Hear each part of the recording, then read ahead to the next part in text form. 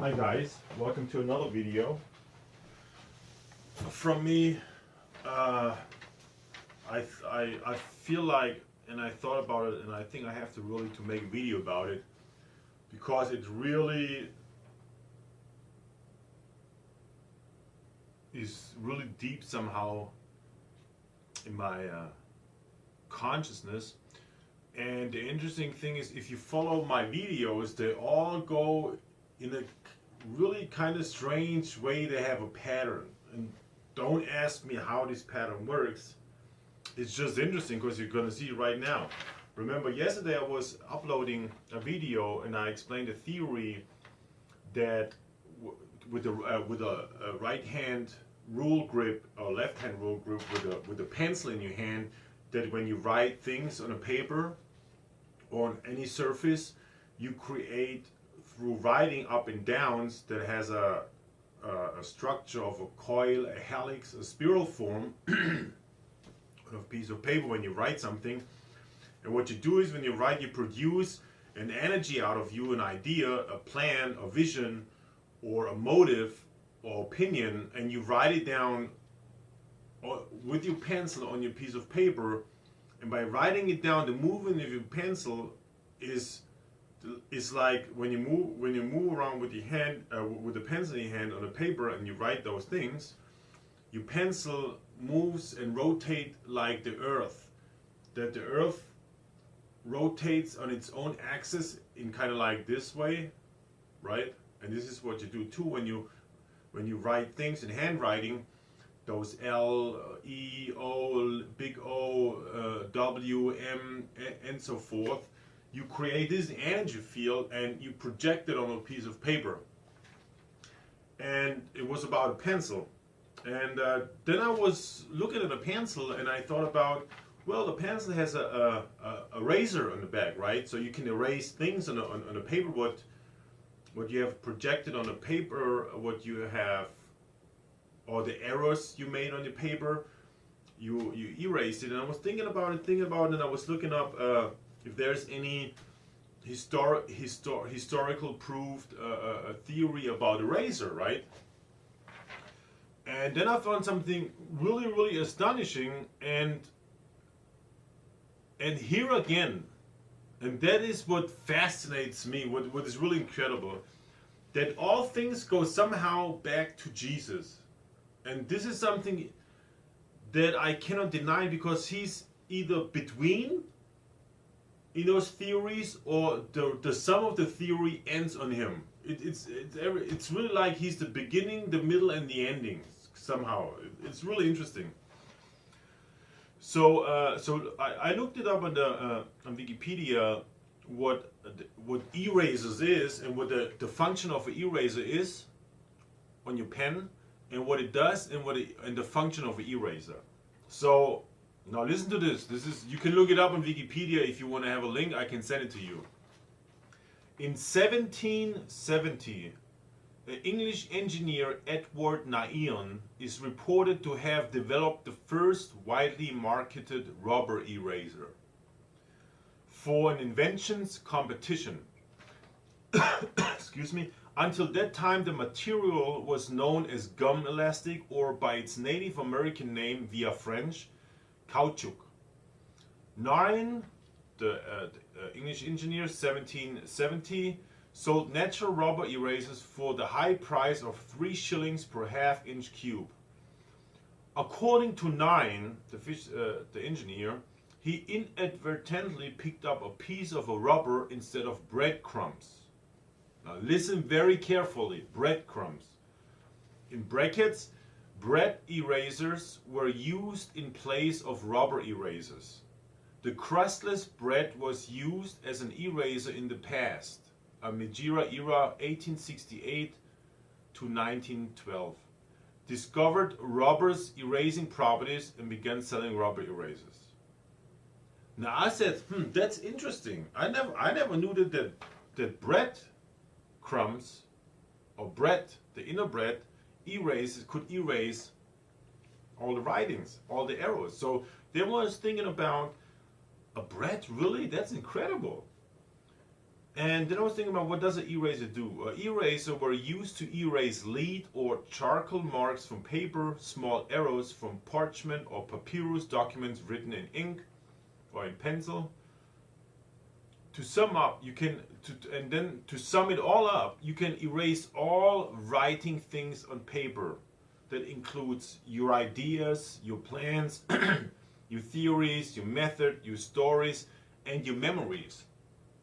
And then I was thinking about, that's what the eraser do, and they use bread crumbs, the inside of the bread, to erase that stuff. And then now, listen to that. I know it sounds, for me it's a miracle. Now here comes Jesus in place. We all know, and we see it everywhere, pictures everywhere, in churches everywhere you saw those pictures when Jesus always holding the bread, and like he's showing the object of a bread, and you see him always with the bread sharing with others, and the bread was always in the middle, the focal point on those pictures. And then I was thinking about, wait a minute, but this is now miracles, and I don't know, this is something you have to see the truth of it. And I see the truth of it. It's really interesting. That tells me, if breadcrumbs used to be an eraser to erase and delete all the arrows, the memories, the ideas, the experience, whatever, on a piece of paper, that tells me that the bread itself, and we eat it to 80% every day, we eat bread in our daily life. And I came to that idea, and as a feedback from Jesus with the bread and the picture is, we human beings eat to 80-90% bread every day, as a small child on, all the way up till nowadays and older. What if the bread does something to our memories, to our inwardly, inwardly? What if the bread does something not good in our mind, body, soul, that it erases our memories, that it erases our remembrance, that it erases our potential, that erases our thoughts, that it erases our ideas, our plans? And that's something really, that's an idea worth investigating somehow. And then you see all those pictures where Jesus hold up the bread like this and sharing among the others. It looked like to me that they used, because for me it's like this, look, Jesus is for me a genius. Like nowadays geniuses are alive and they occur in our history.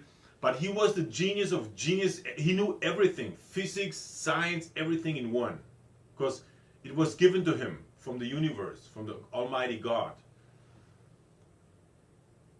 So I have that feeling that suffering what he's been through is, I feel like they used him to make advertising with the bread. Like nowadays when you see in our televisions, magazines, you see all this advertisement, always like pop stars or famous actors always advertising with the product, and people buy them.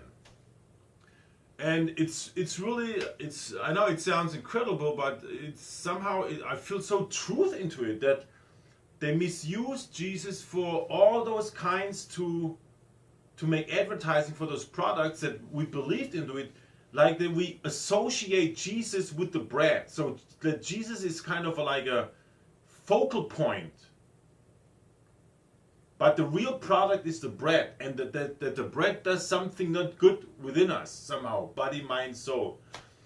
Because, and see, that's the thing what I'm saying, it goes back to Jesus, and it's so interesting that you see everywhere those pictures, even in the church, how they part the bread and they share each other, share bread, share with others the bread, I'm the bread, and blah, blah, blah. It's really astonishing. So, I think there is a miracle going on that you can barely see, but when you see it, it becomes so truth. It's like I don't know. It's like you have to have a somehow extreme attention and also a simplicity to see the things how they are and see the remarkable beauty in those miracles. So I think that they misused Jesus as somehow for propaganda or advertisement to advertise that bread is something really good, you should share it, you should eat it every day. And I feel like that the bread is something not good for our body, mind, soul. And that shows me from the Edward Nine Engineering 1770, English engineer Edward Nairne, Nairne, that they used breadcrumbs to erase things, to delete words, written words. Remember, written words, written audio memories, your experiences, you've written on a paper, it's going to erase it.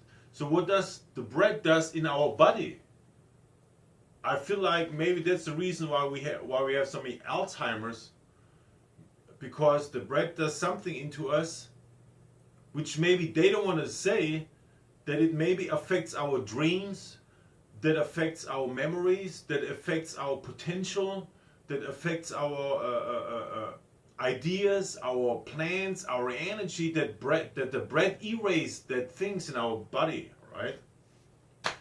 So I don't say it is or it is not so, but I feel like that I see a truth in it, and it makes so much sense.